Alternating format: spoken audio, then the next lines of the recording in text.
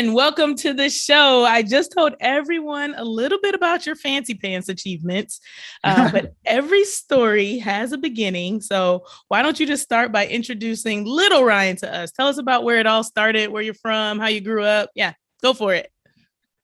Lauryn, thanks for having me. It's awesome to be here. I'm such a fan of you and a fan of all the things you stand for as a person. And I'm happy to be here to talk with you and chat for a little bit.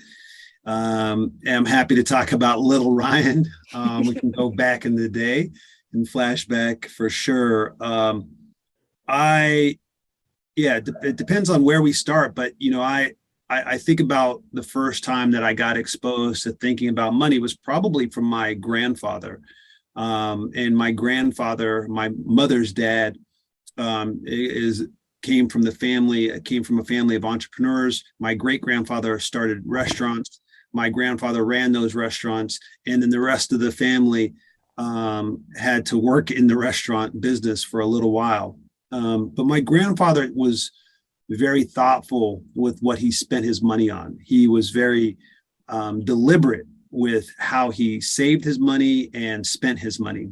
And he was the individual that definitely encouraged me, and not just encouraged me. He forced me to pick up every penny that I saw when I was a kid. If there was money around, he would make me go and pick it up. He would help me understand the value of money and the value that hard work, the correlation, I should say, between hard work and money. And we would travel together or go camping together, and I had to do a lot of the work to set up the camp or to do things. But if I did it the right way, I could then be rewarded. If I did it the wrong way, it just meant I had to do everything all the way back over again and then not be rewarded. And so there was always these principles that he was teaching me at a young age. And so that was important. He didn't have debt. He didn't believe in debt. He didn't believe in credit card. He liked to pay for things in cash. Not to say that that's the right or right strategy or wrong strategy. It was just his strategy, what he believed in, and he had conviction. And when you see somebody live their life with conviction and values, was something that I respected. And so, those are the things that I learned at a young age. And I was very fortunate, Lauryn, at a young age that, my mother raised me, but my father, who was a professional athlete, I still was a part of his life as well. But I saw two different worlds. I saw my father's world of being an athlete and the influence and celebrity and money accumulation that came with being an athlete. Now, my mom, she was middle class to lower middle class. We lived with my uncle for the beginning of my life. When we would have dinner, sometimes we'd have to go pick an avocado from the avocado tree that was in the neighbor's yard that just hung over the fence in our yard, so we could pick those avocados to have avocado and toast. That was way before avocado and toast was a big thing too. Right. So you were doing it way back in the day. I look at it, man. I look at an avocado on a toast on these brunch menus, people paying $25 for it. I shake my head. That was just a meal that I was lucky to have it as a little kid. And so I got this unique perspective of what was important in life, right? Not just about what money did for people, but also what was important for your soul. Just because you had money didn't mean that you were happy. And just because you didn't have money meant that you had to be unhappy. Just those are things that I got a chance to learn at a young age, and was invaluable experience, and has helped, shape me in the way that I think today. So the most important follow-up question is restaurants. Can you cook? Yeah, I can cook. I can get down. They didn't make you the lifelong dishwasher as was your job in the restaurant. Thankfully, I had to clean tables and bathrooms and dishes and pick up. I was on trash duty for a lot of it. But you learn to cook. And partly the reason I learned to cook again was because of my mom. I would go into the kitchen and open up the fridge, and look in the fridge, and there would be nothing in there, and I'd close it, and then I'd open it again like something magical would happen, to think that something would appear that I missed the first time or the third time, probably because I opened it 3 or 4 times. And then I would go and complain to my mom, like, "Mom, there's nothing to eat. I'm hungry." And she'd go, "Oh, okay, just a second." And then she would go into the kitchen, and she would actually work magic and put something together, and a meal would come together. And I was always fascinated with that. And so I too then learned how to not fend for myself, but you learn to cook. And then it was just something that I learned to do. When I'd go camping, my grandfather, we would cook. Very rarely did we eat out as a family. We just, that was something that was a luxury to go and eat out. So we were cooking meals, breakfast and dinner when we could. So yeah, I learned to cook in the kitchen, and I still enjoy it. My wife probably wishes I would do it more because I'm not at home all the time for dinner, but I do enjoy it. So I'm gonna ask you to make me a meal the next time I see you. Okay. Test I this like out it. a little bit. You Don't also judge it. you also mentioned your grandfather telling you like to pick up pennies and always be looking for money. Like, how do you think that that's manifested itself in your adult life? That look for money all the time piece of the puzzle that you remember. Yeah, it's a good question. I think what it's reminded me of is a penny has value, right? And a penny, even though you can't really buy anything, I don't know what you could buy with a penny today. Um, it still has value, and its value is your appreciation for what it represents. And so when I see a penny today on the ground, I still pick it up out of respect for my grandfather, because I could hear him beating it down in my mind. But it's out of the idea that there is value here, and it isn't something that we should take lightly or take for granted, and we should pick that up. And it's also made me think about money in general, and the fact that it is an honor and a privilege to have money, and what you do with that money is really important. And you can't always just pick it up off the ground, and you can't always find it when you need it. And when you work really hard for it, it should mean something for you, and you shouldn't squander it and waste it. And so I think it's just given me a deeper appreciation, kind of that metaphor is continued in life. And stacking paper, right? We've heard this term before. That's what we're trying to do. And to really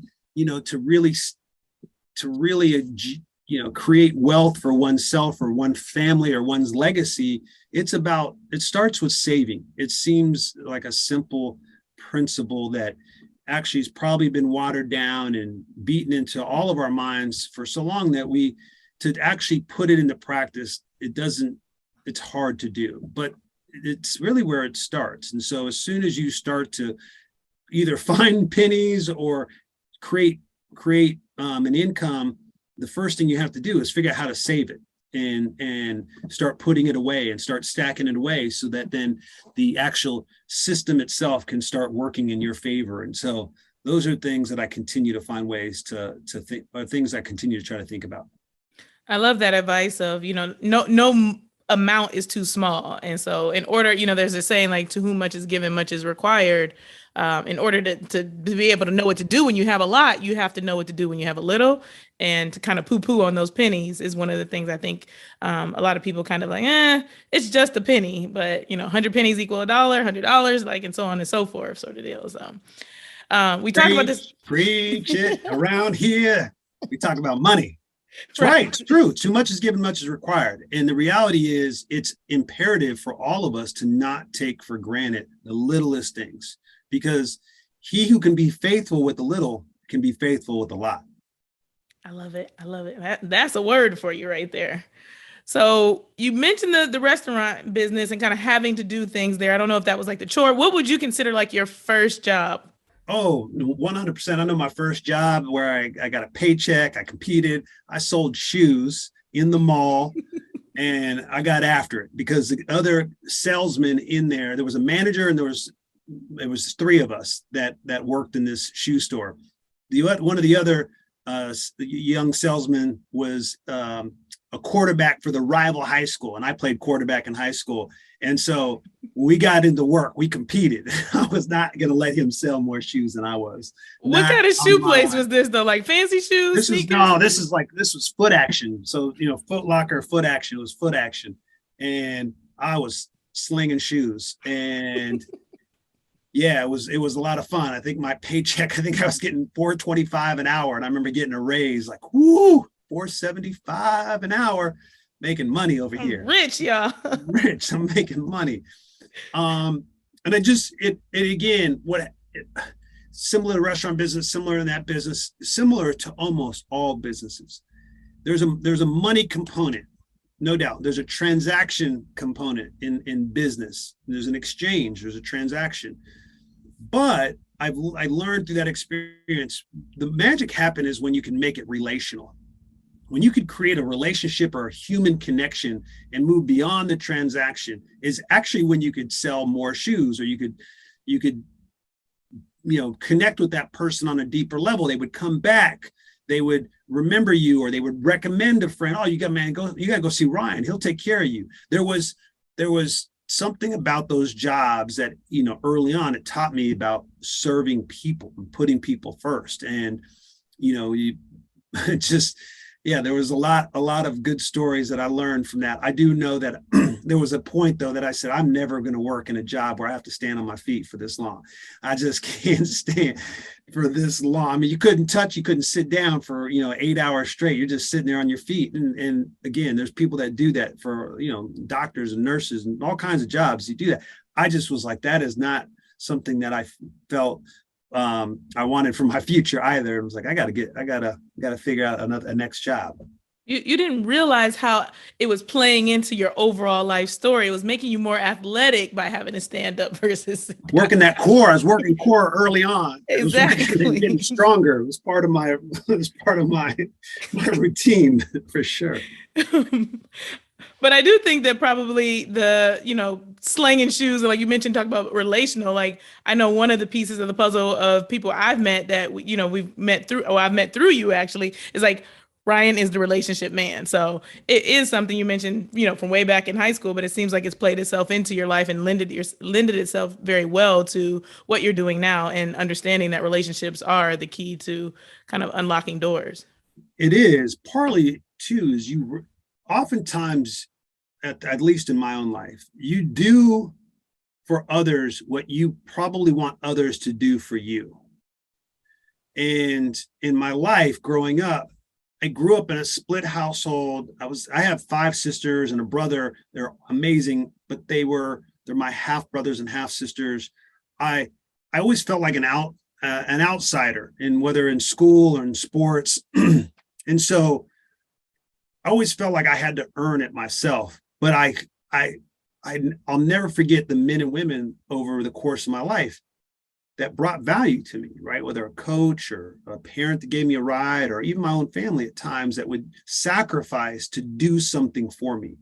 And what it did when they would proactively do it and give you something or help you out when they thought you needed it. And that feeling that I got when people, would see you and recognize that you needed help is still to this day, it makes me feel really good. And so part of it is I want to do that for others, right? And I want to be able to help others. So when I see like, oh, this person or this company or this thing needs something and I can contribute to that and help, there's nothing more powerful than that. That's why I have a foundation that's now, I'm going to age myself, it's 16 years old, that the mantra of the foundation, the essence of the curriculum that I created in that foundation it's called the power of giving, right? And so that is rooted in who I am. And it's my faith. It's the things that are the essence of what make me feel good. And it's,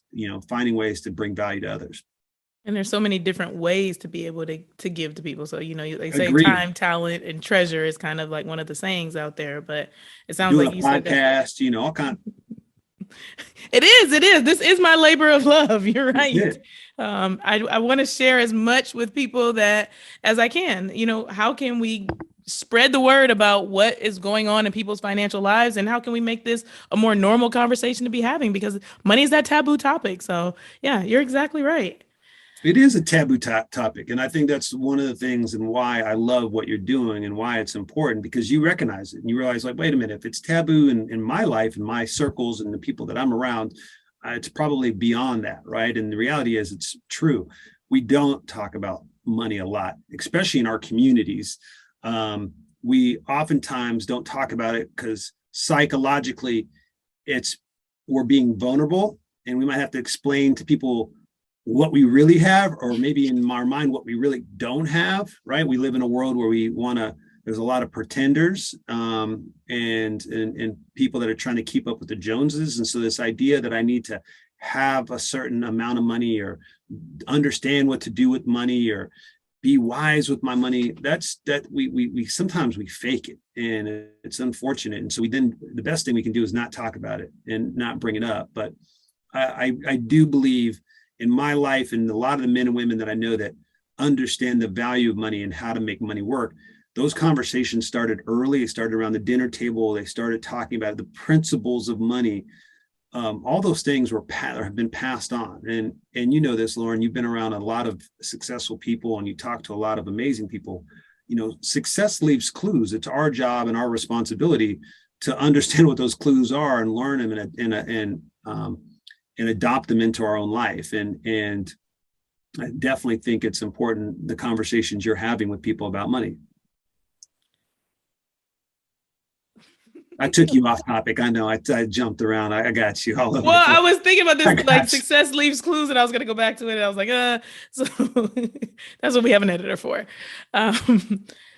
All right. So let's talk a little bit about like sort of adulting. You had this first job, you know, that's like adulting part 1, if you will, or I think that's like adulting point 5. You have your high school job.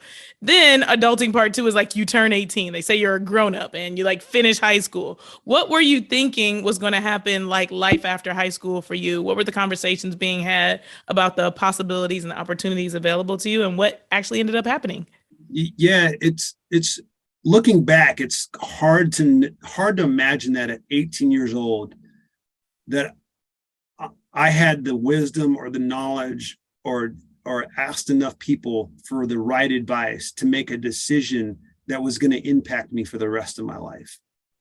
And what I mean by that is a lot of us, most young kids at that age, are trying to think about going to college or what that next transition, whether it's college or a profession or a trade school or getting a job or starting a company. There's a lot of things that you do at that, your point, right? To your question, you're now about to leave the nest and go out on your own. And where are you going to go do that at? And I decided to go to UCLA. I went there to play football.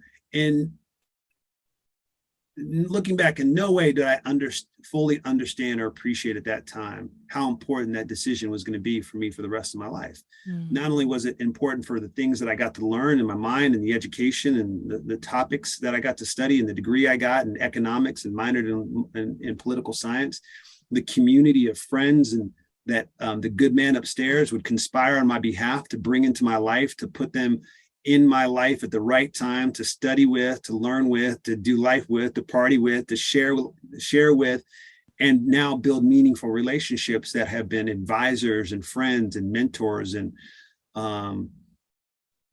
people that I can trust that are there in my life. And so that experience to go there and then to go and play football at a the most prestigious university of all time, the greatest university so you say, right? In my world, Lauryn, in my world, it's everybody knows it was University of Miami is the greatest school of all time. And so I'm not sure, where is that? That's right. I remember the junior college of Miami. But UCLA was just a really good experience. And I was very thankful that I got to make that decision to go there. While I was at school, again, I was on scholarship, but you're living in LA, your scholarship check only goes so far. I found a way to squeeze every dollar out of that scholarship check, right? I got the Pell Grant, I got tuition reimbursement. I would buy textbooks and then take my textbooks and resell my textbooks. I don't know if that was even legal then. It was just a way to make money. Statute of limitations is passed. It's passed. I just, I would create short-term loans with people that I would go and say, could I borrow $10? Right. And I'm going to give you back 12, but I would take that 10 and go make 15. And now I may net $3. So you were a hustler right out the gate. And so I was always trying to think about ways to figure out how to make money or save money. It's not just about making, it's also how do you save it, right? So you don't spend it, and being frugal and thoughtful with that is also important, or finding ways to cut expenses. And the interesting part is, I constantly was doing that. I had a summer job that I worked and I did the job first. And I was working at a country club teaching young kids how to be an athlete during the summer. And I said, well, you know what? I can do that, but I know a bunch of other football players. If I go hire my teammates, I'll be the GM. I'll go hire my teammates and then I'll just manage them to let them do the coaching. And then I don't have to be there every day. I can just manage the schedules and do a bunch of other things. So ended up doing that the next summer and then the summer after that. So I learned it and then I taught it and then I managed it. Right. And that was kind of my summer job. The interesting part though, is when you're so focused on trying to make money or trying to save and trying to hustle to a certain extent, sometimes you can, if you're not on top of things, you can get caught. And I know one of the times at UCLA, there was one of the biggest expenses that we had as student athletes was paying for parking, because parking was so expensive on campus. And the closer your parking lot was to where you needed to be, of course, it was the most expensive lot, right? And you know this as a former student athlete, your schedules are tight. And so between classes and where you're going, you don't have a lot of time. So where you park is important and to help you stay on schedule. It's true, and also excuses. Nonetheless, it took up a lot of our scholarship check. Well, we had a teammate that said, hey, I have a way to get us handicap placards. And we can get a handicap placard. And if we have a handicap placard, you can park anywhere you want for free. And we have a doctor, you have an injury, he'll, sign off the injury and get you a handicap placard. So we decided to do that, a group of us. And I'm frustrated that I made that decision. And looking back, it was one of the worst decisions I've ever made, because we ended up getting caught. And when we got caught, it opened up this Pandora's box of, now you have student athletes mocking the disabled community and doing things in a way that seemed unfair and unjust and were unsensitive. And clearly it was not our intent, but at the time, that was what it perceived. And we were then made an example of. We had to go to court. We got suspended for games. We had to pay fines, more fines than what our just paying parking would have been in the beginning. We had to do community service. We had to do all these things. That the punishment was severe for that decision to try to save a few hundred extra bucks a month. And more importantly than the money that was lost or the time that was lost, it was a reputation, right? And that was the lesson that I learned, that just because you can go make money or save money or do something that can get you that goal that you want financially, if it costs you your reputation, it's never worth it. Yeah. It's never worth it. And because earning trust and respect and having people believe in you is there, it's invaluable, right? And so that really was an important lesson. And it sucked that I had to learn that, but I'm glad I learned that. And it reminded me that, well, why you don't do those things and you don't take shortcuts. And I'm so thankful that it didn't cost me my scholarship or my education or get me kicked out of school. It wasn't that catastrophic that I couldn't recover from it. So big lesson. But it was something that looking back, that I'm thankful that I went through it, because it has made me continue to cross my T's and dot my I's in a very thoughtful way and in a tactical way now. Yeah, it sounds like a huge lesson. And I think, it's so important to be thinking about the things that happen to us over the course of our life that do shape us into who we are. So I'm hearing, Ryan was a pretty studious guy, or a good steward, I should say. We didn't talk about studies per se, studious, a good steward of his money. And then he had a little entrepreneurial spirit in college. It's like out here, making things work, using your player, or not using your teammates, working with your teammates. Working with my teammates. As the general manager. They needed a job. I was helping them out. But then also, like you said, like, I don't want to spend my money on this. This is not something that I value. And so therefore I'm going to cut this corner, which led to kind of, like you said, a mistake that ended up kind of, it could have cost you a lot more, but it cost you enough that you learned the lesson. And I think one of the most valuable things we can learn in life is from our experiences. And it sounds like that's exactly what happened. So let's talk a little bit about life after college. So, bring us up to speed. What happened? You were majoring in economics, you were a football player. Like, what did you think was going to happen life after college and what actually happened life after college? That's probably the question. Well, like most student athletes, you of course are thinking that you're going to be a pro, right? And I had all the belief in the world that I'd be a pro football player and play in the NFL. Again, I think that's what allowed us to be the athletes we were, is because we never thought about the possibilities or really the odds of it really happening. If somebody would have really broke it down, or Lauryn, even to you, like broke it down, the actual odds of being a professional athlete or competing at the highest level or competing in the Olympics or like doing any of those things, you've been like, I'm gonna probably start doubting myself. But you just like, I'm gonna do that. I'm gonna be that man. I'm gonna be that guy. I'm gonna be that girl. And so that's what I thought I was gonna do. I wasn't sure. I knew I was also self-aware enough. I wasn't gonna be a first round draft pick. So I wasn't sure where I would end up. And then I also started to think about, if I don't go play, what would that do? What would I do? I remember my senior year, I started doing some interviews in real estate. I went, I had a former roommate, guy named Rodney Lee, who went to law school, and conversations with him, I thought, law school is interesting. I could maybe do that.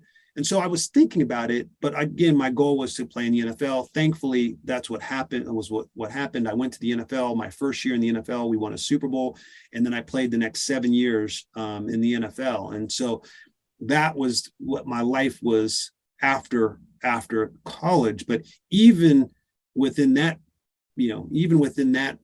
process or journey, I still was thinking about life, more importantly, outside of sport. Right? Because that's really what the life was that you were trying to transition to, because the bulk of my life is going to be away from football than it was with football. And so I was thinking about that. I took classes at Harvard and classes at Stanford while I was playing in the NFL. I did, I started a foundation. I sat on 4 different boards. I started to think about life and relationships and business and knowledge, all of those things while I was playing, so that I could try to transition in a way that I knew what I wanted to do or what I wanted to be at when I was really supposed to grow up. So, yeah. So there's a lot of stereotypes about athletes. You seem to have just like slashed them all left and right in that little bit of a narrative. So you were going to school while you were in the NFL, not just the school, but Stanford and Harvard. I took these executive business courses and classes that the NFL offered a couple of them through Harvard, and then I took some others on my own, and I did an accounting class at Northwestern. I played in Detroit. I did not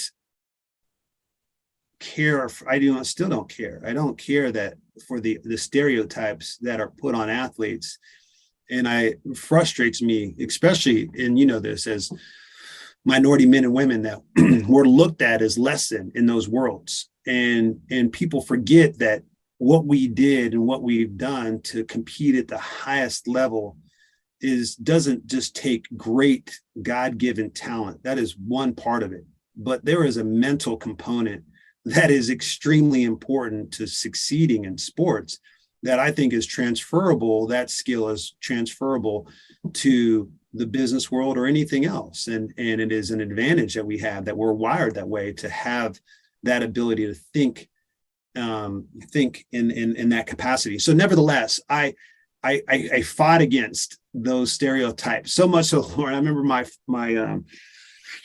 freshman year in college. You're trying to pick your major. What are you going to study? And universities, they want to make sure that athletes succeed and are eligible to play, and want to put them in the position to have a great experience. And so they offer courses, and oftentimes you're a history major or a soc major, or these types of Criminology, that's popular. Yeah. Their criminology there is very popular.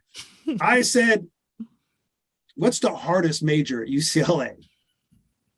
And they were like, what do you mean? I was like, what's one of the hardest majors? Tell me some of the hardest majors. And I'll never forget, there was this one called psychobio, psychology and biology. And I was fascinated with the brain. I was fascinated with the human body. I still am today, about the way that why do we think the way we think, and why do we do the things we do? And so I was like, that's it. I'm going to go do that major. Psychobio major. I walked around proud. I'm a psychobio major. I got my butt kicked my first year. I was getting hammered in these classes, and I was like, man, I don't know if I can. The balance between sports and that major were so hard. I decided to shift my major and went into economics, and then minored in political science, like I said earlier. But that was my mindset. I just really did it because I didn't. That's not what I wanted to do. I just didn't. It's not what I wanted to be perceived as, right? Yeah. And so I used to frustrate me too, because I would wear my athletic gear, and I really quickly learned that was actually a disadvantage for me. Mm-hmm. And having your athletic gear on, your sweats and your hat, you came into class, those professors and the students, they actually looked kind of down on that, right? And so they would call me out in class. They would try to challenge me. And so I was like, okay, I'm going to go back here and blend in, be normal. Don't need to be the athlete here. I just need to be the student that can compete. And anyways, so that's something that I've fought against. And nonetheless, it's a chip on my shoulder that I've been trying to continue in my own life to find ways to grow as a person. I think curiosity is one of the most important qualities that we can have as individuals. It's one of our values at our firm, is being curious, because curiosity helps you grow as an individual. And I was always told that you wake up every day with a choice. You either have a choice to get better or get worse. You never stay the same. And so I choose to try to find ways to get better and learn and grow. And it doesn't always happen, right? I'm human, and there's days that I definitely get worse. But being curious is a way to help me grow as an individual. And I'm going to continue to do that. And it's something that I know that is important when it comes to money as well. Yeah, I love it. I love it. And we have very similar ideals in the let's get rid of all the stereotypes. Anything that you say that I can't do, I can do better. I'm going to show you better than I can tell. It's just ridiculous, the number of things that I've come up against as it pertains to stereotypes relating to athletes. So I'm so glad that, you shared about how you were breaking the mold from the very beginning. And even in the work that you're doing now, I think it's a lot, people are like, what? Athletes, venture capital? How is that a thing? So yeah, bring us up to speed, actually. So you have a career in the NFL. You said the first year was Super Bowl. Was it a long career? Are you still playing and running a venture capital company? Because everybody thinks that we're invincible, of course. I've been out longer than I was in now. So I played for 7 years, played 7 with Tampa, and then 1 year with Detroit. And when I was done playing, I went to a family office and spent 2 years as an analyst and an investor at a family office. Left there to start my own startup company with a former teammate, a great human guy named Jeb Terry.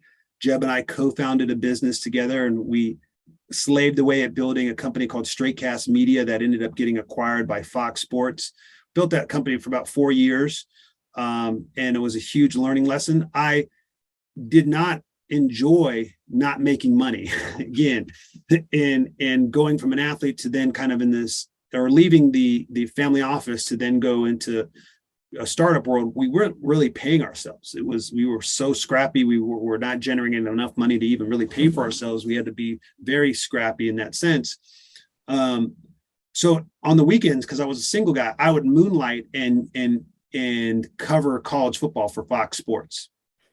And so I would leave on Fridays, go work the weekends and cover college sports. Monday, I'd wake up and be in the mindset of building a business and building a startup and grinding, for 12 plus hours a day to try to get this company off the ground and grow. And so did that for 4 years. And then we were acquired actually by Fox Sports, which was, again, this just incestuous pool and unique environment that we were fortunate to be a part of. After that acquisition, Lauryn, is when my father and I decided to start Next Play. My dad built a firm in the past after he was done playing.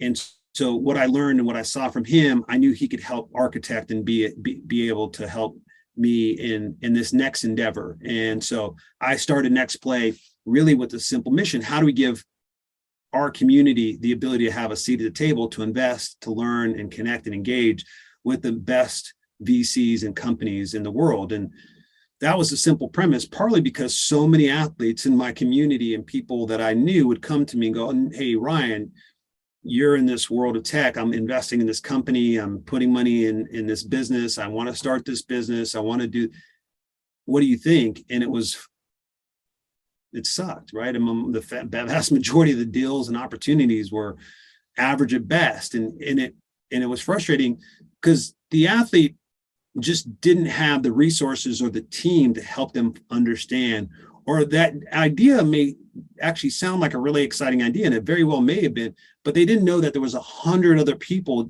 trying to build that same idea, and that those 100 other people were actually more talented than this one person building this idea. And talent really matters when you're, trying to build it. Anyways, we decided to start Next Play to do this mission. So fast forward to where we are today, that's what I'm thankful that I run. And I feel like I'm the luckiest man in the world. I get to wake up every day to do this job and build this firm.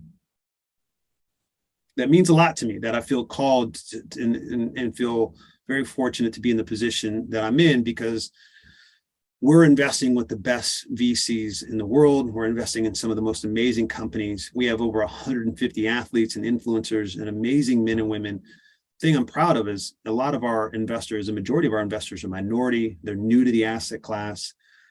We spend a lot of time on education. It's not just about what I know, it's about what we know as a group. How do we collectively get better and learn? How do we all become more curious? And so we spend a lot of time trying to come and bring our community into this world to learn and connect and engage with others. And so I know you've been able to enjoy some of those things, and when we can continue to do that. And I'm proud, right? At the same time, it's not just about a vision, and it's not about just lip service. You got to execute. You got to go find a way to build a firm. You got to find a way to win. And we've crossed over $500 million under management. We got a team of 8. We'll be a team of 10 soon, and we have exceeded our expectations and the returns we've generated for our firm. And thankfully, and Lord willing, we'll continue to do that. I like to win, and I'm gonna do everything I can to win. But more importantly, I love to do it in the presence and in a huddle with others. Come from a team sport, not an individual athlete. The team world, there's something special about being on a huddle with just uniquely gifted people to come together to go after a mission. And that's how I think about Next Play. It's all these amazing, unique people. We try to bring value to them, and we call it engineering serendipity, so we can bring us all together to go and do a shared mission about putting points on the board. So that's important to me. I love it. You sound so passionate about your work, and I've, like you said, got to be a recipient of that passion and the outreach to the community. So I was a member of the Next Play Fellowship. It was my introduction into the VC world. And you kind of broke down, like you said, this world that's very elusive. It's like, oh, there's these people out there that make a lot of money doing this thing, but I could never do that because like, how could I do it? And you were just like, no, everybody can enter this world and can play a role in this role in some part, form, or fashion. It's just a matter of educating yourself and starting to figure it out. There's not, I mean, maybe there are now undergraduate school, things. There wasn't when we were in school where you could learn about being a VC or being an angel investor or things like that. It's a lot of the learn as you go experience, school of the hard knocks. But talk a little bit about that for someone who still thinks that this world is elusive. Like, how do you start a venture fund? What does it look like to kind of like some of these baseline terms, even being an investor? Where do you find investors? What does it take to be an investor? maybe even the difference between the kind of people that are investing in your fund versus like what people are referring to as angel investors nowadays. Yeah. Wow, that's a lot. I know. Just There's so a couple things. One, and then let's start with an angel investor is any individual can be an angel investor, and it means that individual has taken their own personal capital and putting it into a business of some sort, to invest in, to hopefully then see a return, right? And whether that's investing directly into a company or directly into a syndicate or an SPV, and those are terms that we'll have to explain on another episode. But nonetheless, there are ways for individuals crowdsourcing now to invest at an individual. That's what an angel is. And an angel investor is a person that usually invests at the earliest stage. When you're starting a company now as a founder, you're got to go out and raise money to go and build this business. You need to hire people. You need to, spend money on product and resources, and actually you need capital to do that. And you can't just do that on your own. And so you either can go get a loan from a bank and take debt, which is how traditional businesses were started back in the day. But a newer way is to go get venture capital and give up equity in your business to get money. Whatever you decide to do, that's what you're trying to do in a mindset that doesn't cost you a lot. You don't want to give up a lot as a founder. So oftentimes a founder is going, hey, I need to think about my friends and family. Who's going to help me out? Who's going to believe in me? Who knows that I know I don't have an idea. I know I don't have a product. I just have this dream in my mind and this sketch on this napkin. Who's going to get behind me? Those are usually the people that are closest to you. And that's why they call it the friends and family round, or angels, right? Literally your fairy godmothers, your angels have come in to save the day, to give you the money at the beginning of a business and help you grow. And so that's kind of where that has come from. And then you start growing, and then you get institutional investors and more sophisticated, savvy investors, and those become your traditional venture funds. And then venture funds, they don't just magically have money, they need investors. And so then you have institutions and endowments and fund of funds and family offices give them money, and they take that money and they then invest in companies hoping to generate a return that they can reap the benefits of, and their investors as well. And so we play a role in that, and that we both are a fund of fund. We give money to other venture funds. Thankfully, some of the most amazing and access constrained and top tier managers in the world. And then at times we too invest directly into companies. And so our investors come to us to try to get diversified exposure to both funds and companies. And so that's what we work on. We call our investors limited partners, LPs. And that's what those individuals are entities or funds or endowments or others that invest in our fund. They're called LPs, and they give us money to then go and invest wisely and be good stewards of capital into this asset class. And so there's a lot to unpack in that. And one of your questions was, how do you do that? How do you start a fund? It's getting in the world of venture is really hard. There's only a limited number of the best venture funds. It's similar to college sports, right? There is, especially college football, there's a lot of colleges out there, D1, D2, D3, they're playing the same game, they're playing the same rules.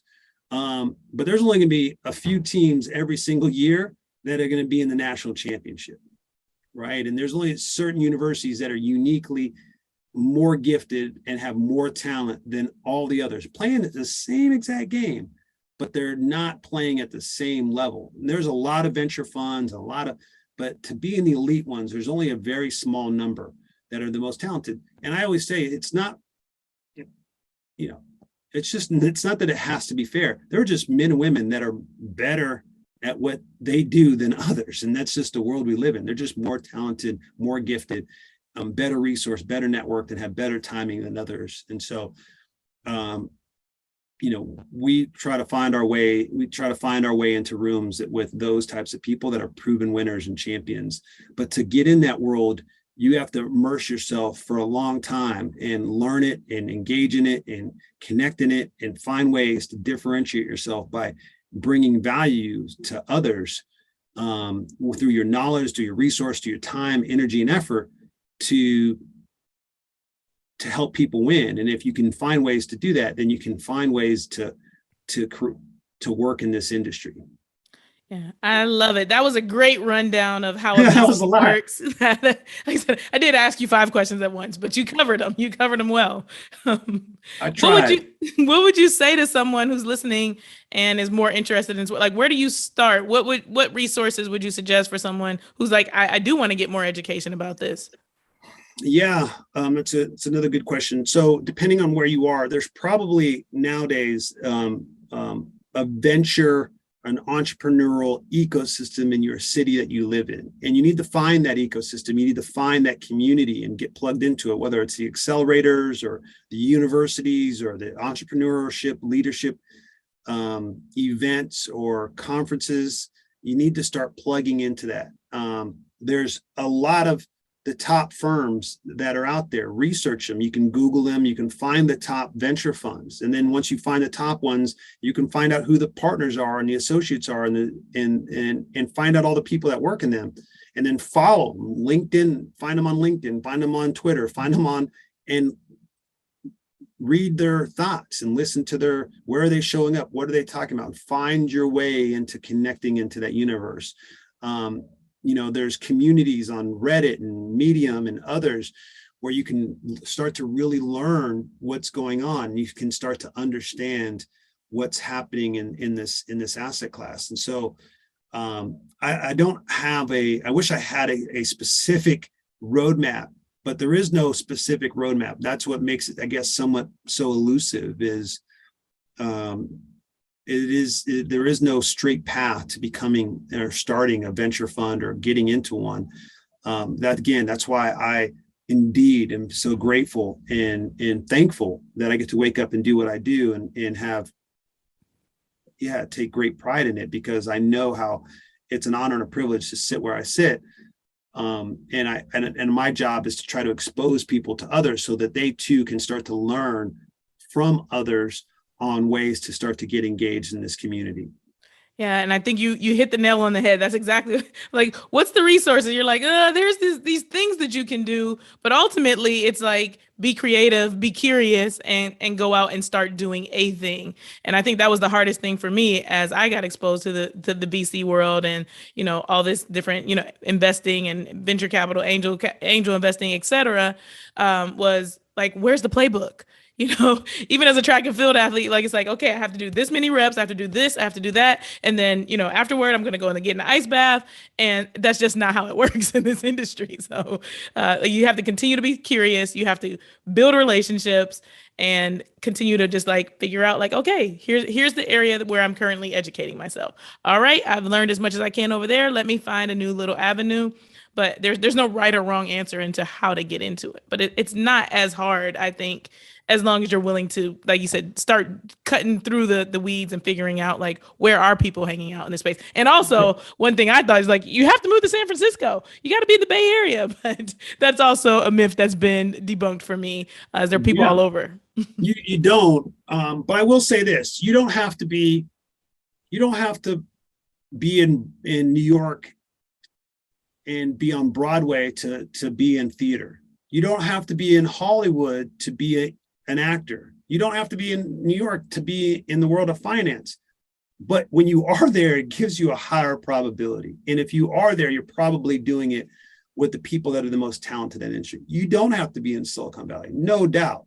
It is definitely debunked. There are plenty of places globally now for people to be. But that said, this is still the epicenter. This is still the mecca of where the most transformational companies and venture funds are.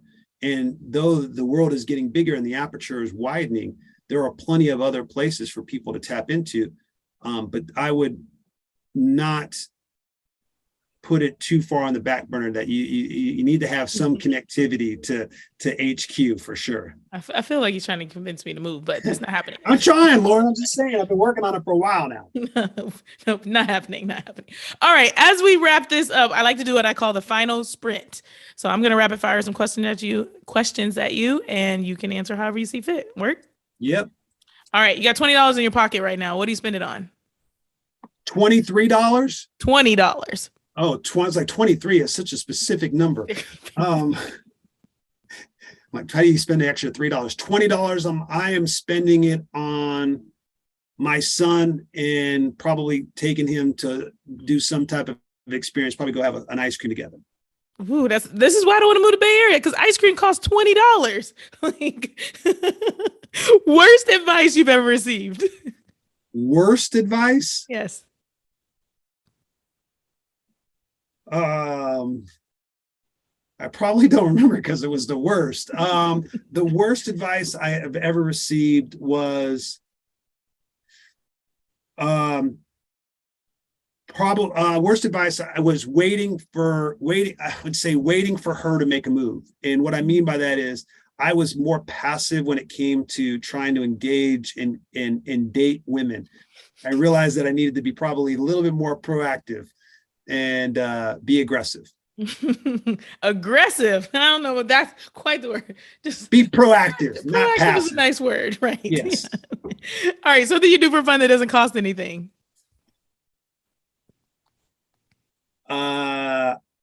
Work out. That's a pretty athlete answer. I also like to work out, and it's generally free. What about worst money habit? Everybody has one.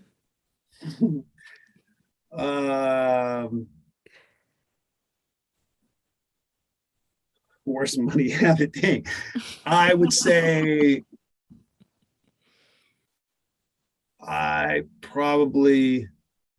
worst money habit. I don't know. Ryan is perfect with money, everyone. No, I'm not perfect. I would say worst money habit is I probably don't spend enough time thinking about my money. Okay, fair enough. All right, last but not least, what is one thing you would like to improve about your finances in the upcoming year? I would like to set up for both my wife and my son their own investment accounts so that they can start to learn how to make sure they're investing and understand the world that we live in as well. What's the action item that is going to make sure that happens? That they actually have their own personal accounts. That if they have their own personal accounts, that'll be a start. Clicking the buttons and doing it. Clicking the buttons. All right. We have made it to the finish line. Here's your medal. That was a good sprint.